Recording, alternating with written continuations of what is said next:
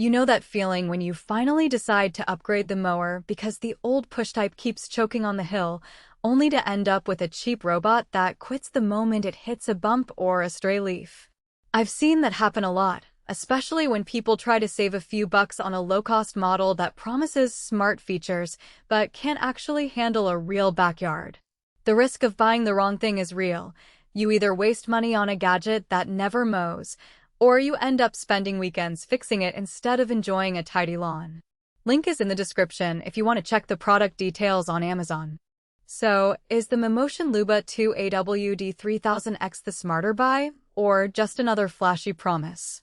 Let's walk through the whole experience, from unboxing to the first cut, and see if it lives up to the hype for a property that isn't flat, has a few garden islands, and wants something that can actually stay out there when the weather turns a bit rough.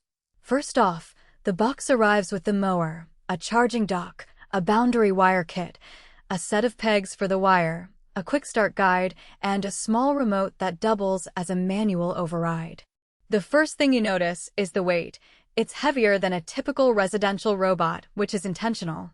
Mammotion says it's built for off-road capacity, and you can feel the extra mass when you lift it onto the dock. That heft translates into better traction on uneven ground, especially on the 80% slope rating that the spec touts. If you've ever tried a cheap robot on a gentle hill and watched it wobble or slip, you'll appreciate that this mower actually stays planted. Setting it up is a bit of a project, but not an impossible one. You'll need to lay the boundary wire around the perimeter of the mowing area, which in this case can be up to about 10,700 square feet per charge, roughly a quarter of an acre.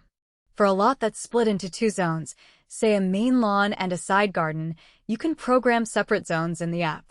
The app itself is where the smart part lives. It runs over 4G, so you don't have to depend on a strong Wi-Fi signal at the dock. That's a plus if your router lives in the house and your yard is on the other side of a shed.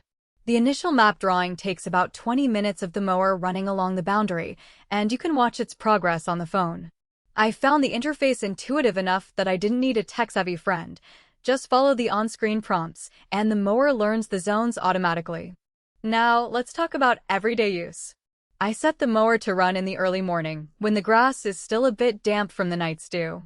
Within 10 minutes it started cutting in a consistent 2-inch swath, leaving a clean, striped look that would normally take a human a half hour. The blade height is adjustable via the app, so you can raise it on a day when the grass is a little longer, or lower it when you want a tighter cut before a weekend barbecue.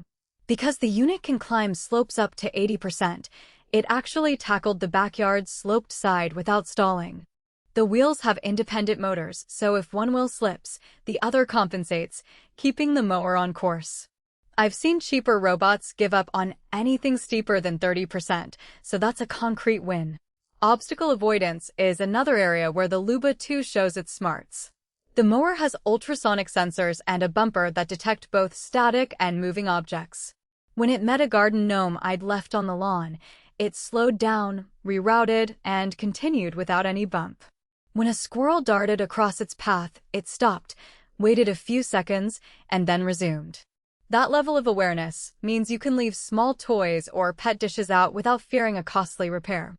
The anti-theft feature, which locks the drive system when the mower is lifted off the dock, also gives peace of mind if you live in a neighborhood where garden tools sometimes go missing. Of course, no product is perfect.